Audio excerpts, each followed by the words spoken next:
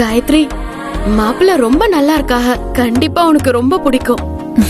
இது என்ன பிரமாதம்? இது விட பெசலைட் ஒண்ணு இருக்கு.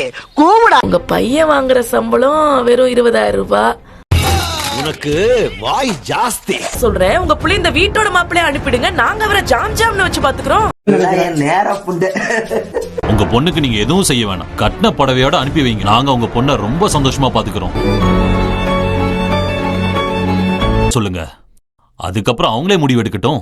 அவ சின்ன புள்ளைங்க, அவளுக்கு எப்படிங்க சரி தப்பெல்லாம் தெரியும்? பரவாயில்ல, ஊருக்கு போங்க. இங்கேரியா என்ன ஏதாவது ஒரு பாசிட்டிவா பேசணும்னு பார்த்தா தர்தினியம் பிடிச்ச மாதிரி பேசிட்டு இருக்கேன். இங்க பாருங்க. ஏய், உங்க வீட்ல எத்தனை பெட்ரூம் இருக்கு? 3 பெட்ரூம்ங்க. 3 பெட்ரூமா? எதுக்கு இதெல்லாம்? சரி, நீங்க ஒரு பெட்ரூம்ல படுப்பீங்க, உங்க அப்பா அம்மா பெட்ரூம்ல படுத்துப்பாங்க, உங்க 2 பொண்ணுங்களும் ஒரு பெட்ரூம்ல படுத்துப்பாங்க.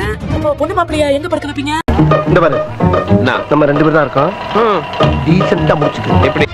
என்னைக்காவது ஒரு நாள் நாங்க சொந்த பந்தமா எங்க பொண்ணை பார்க்க வரோம்னு வைங்க, நாங்க எந்த ரூம்ல தங்குறது? அக்கா, எனக்கு என்னமோ காயத்ரிக்கு இந்த குடும்பம் சரிப்பட்டு வராதுக்கா. எல்லாம் பார்த்துப்பா. ரொம்ப நன்றி. எனக்கு அவங்க வீடு பிரச்சனை இல்ல. எனக்கு மாப்பிள்ளையையும் மாப்பிள்ளையோட குடும்பத்தையும் எனக்கு பிடிச்சிருக்கு. ஏமா, சொந்த வீடு கூட இல்ல, 20,000 ரூபாய் தான் சம்பளம் வாங்குறாரு. எப்படிமா உன்னால அங்க போய் சந்தோஷமா இருக்க முடியும்?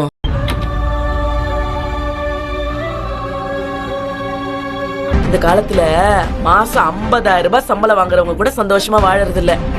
ஐயோ, இங்க படுத்துற நிமிஷம்னால தாங்க முடியலையே.